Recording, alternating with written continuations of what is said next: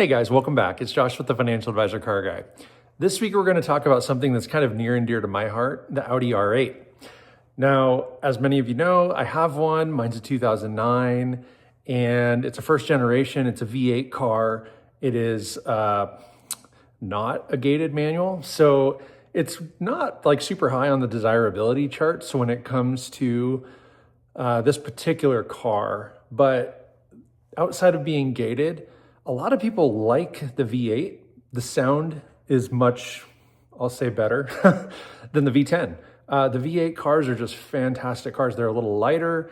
They aren't necessarily faster. They might be a little more quick, but not faster. I don't know. It's kind of a weird phenomenon, just because the V8s are lighter. People seem to gravitate towards them, and they're a little less expensive. They can be had for less money. Well, then once you got to the second generation, they only were paddle shifters. There was no gated cars, and they were all V10s. It didn't matter if they were the hardtop or the cabriolet. And while that's fine, the second generation kicked around for a few years, and I want to say 23 was the last year of that second generation, and they were just going to retire the R8 completely. There were rumors swirling that they might bring it back as a fully electric supercar. And there were some concept ideas swirling on the internet. People had put together their own idea of what one might look like, what the powertrain would look like. You know, would it be 2-motor or 4? Would it be all-wheel drive? You know, all the things. And about a month ago, I came across an article online that actually said Audi has decided in 2027 they will bring back the R8, but not as a full plug-in EV. It's going to be a hybrid, plug-in hybrid. So you're still going to have the battery, you're still going to have that instant torque, instant power, no lag, but they're going to likely mate it to some sort of power plant. So I found a quick snippet of an article, and I'm going to read that to you guys, and then we'll kind of digest. So it says, Audi is bringing back the R8 supercar for a third generation launching in 2027 as a plug-in hybrid.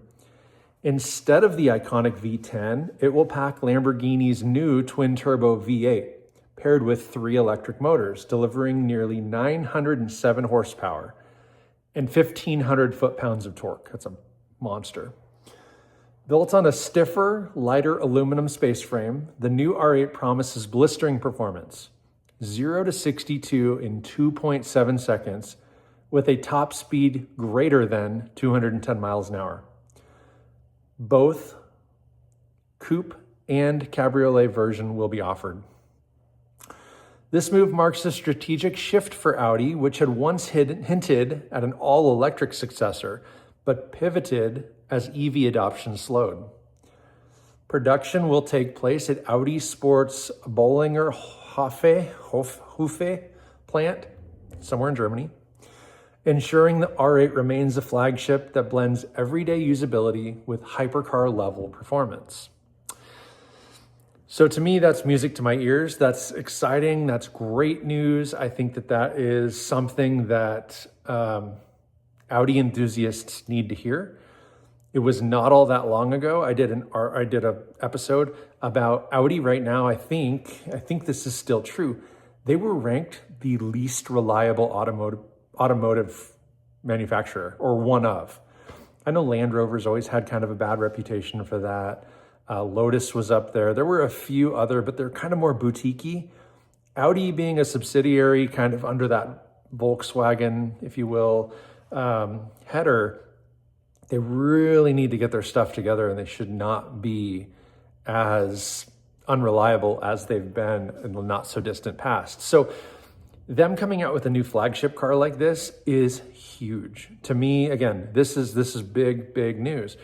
And I'm excited about it. You know, not that I'm going to run out and buy one. I'm not putting a deposit down on one. I'm not doing any of that stuff.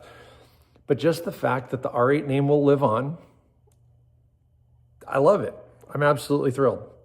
I'm a huge fan, huge advocate. I still favor the first gen over the second. I do think the second brings a lot to the table. You've got a lot better technology. You've got a lot more driver assist features, which for everyday driving are super helpful. My car tends to be a little more raw. right? Again, V8, small car, lots of power.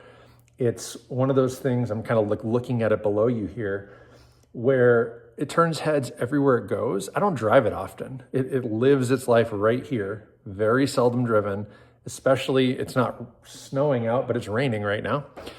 This time of year, December, January, the car sits probably till April. I might get it out on a nice weekend or something, but I'm not really commuting in it this time of year. It's not really getting miles put on it. It sits, the trickle charger is on it right now, or the battery tender. And, I see it every day when I walk out to my pickup. I walk right through the garage. I glance up at the Mustang. I look down at the R8. I smile every time. I love these things, these beautiful machines. But, I think from the standpoint of the second gen being so expensive, right? You're not far from a Lamborghini. The price-wise, the second gens, especially the last couple years, you could get into the 200s real easy. And, are they nicer? Are they better? I don't necessarily think they're better.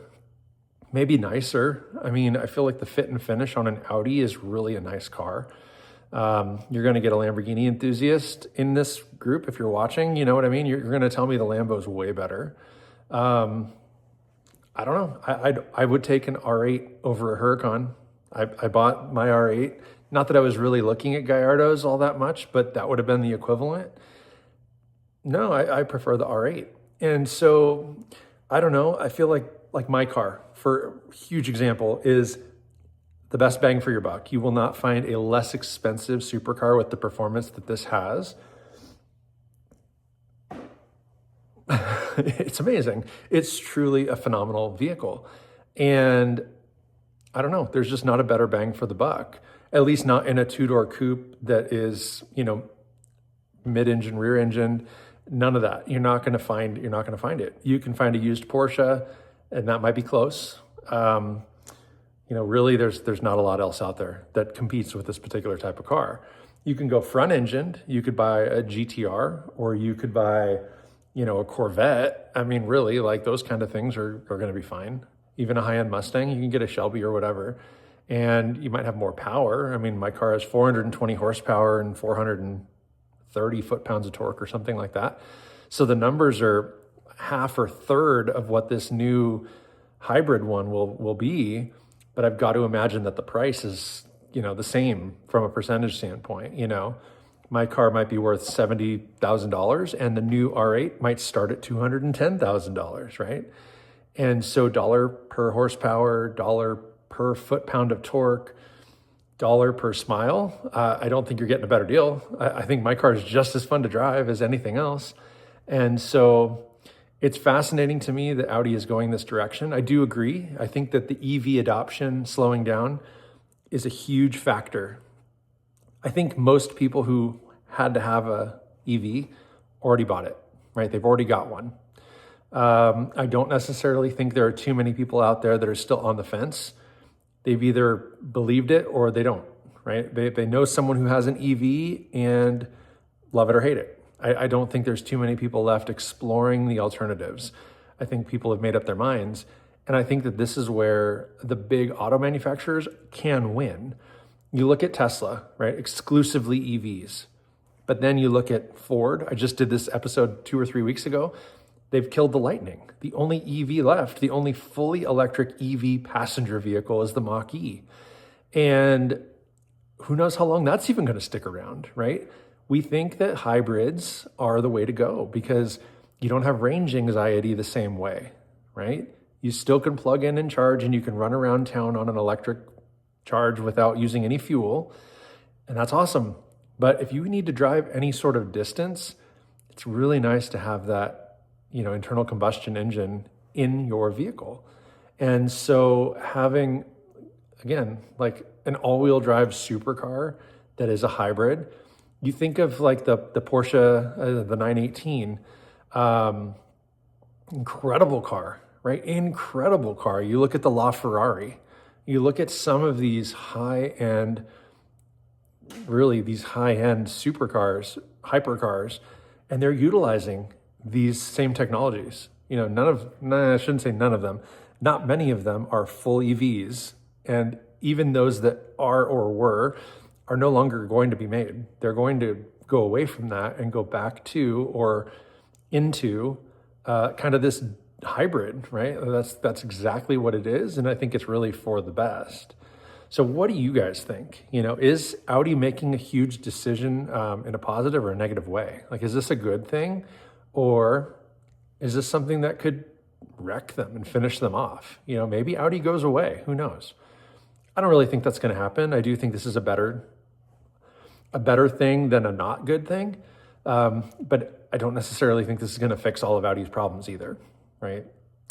So that's all I got for you guys this week. Thank you so much for watching. Don't forget to like and subscribe, hit that notification bell, and remember, may every investment you make be a good one. Till next time.